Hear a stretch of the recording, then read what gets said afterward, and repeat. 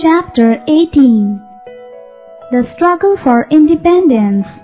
Though the revolt of 1857 was fought very bravely by the Indians, it failed because of many factors. The outcome of the revolt forced the thinkers and scholars to think why they became slaves and how a small country like England could govern a country as big as India. Many Indian thinkers began to find the cause of India's slavery and ways to get rid of this humiliating condition. Indian society at that time was in grip of social evils like the caste system, killing of female babies, sati, child marriage, polygamy, etc. that divided the society and kept it backward. People were illiterate and thus superstitious.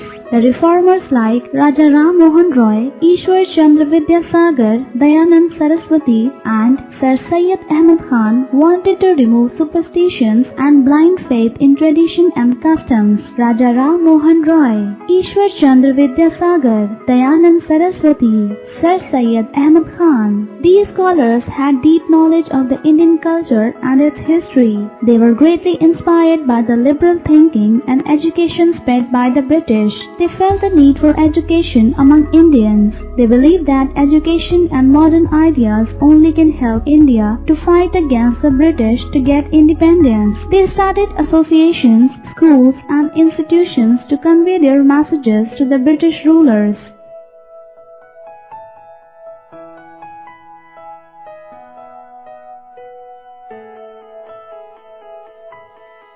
Factbox. Raja Ram Mohan Roy was a great scholar of Sanskrit, Persian and English and knew Arabic, Latin and Greek.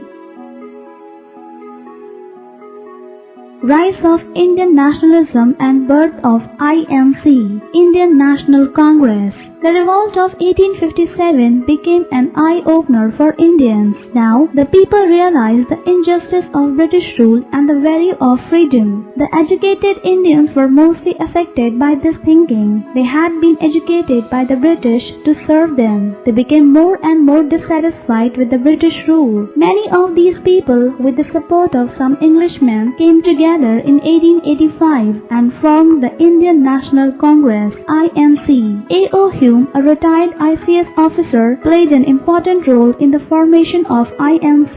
Its first session was held in Bombay. After that, it met in different cities every year. W.C. Banerjee was its first president. In the beginning, the INC did not raise the question of freedom from British rule. Their main demand was to bring reforms to enable Indians to have a more free and better life under the British rule. Some of the important leaders at that time were Dadabhai Naoroji, Gopal Krishna Gokhale and S.N. Banerjee. They believed that they could persuade the British to bring about the change. They were referred to as moderates.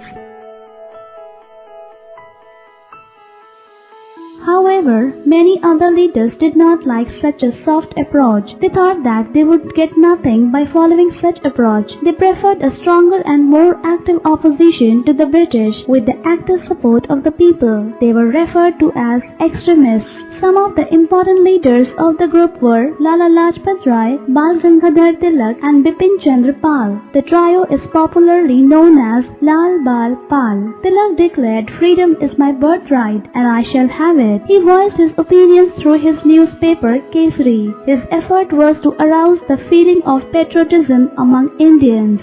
Lala Lajpat Rai, Bal Gangadhar Tilak, Bipin Chandra Pal.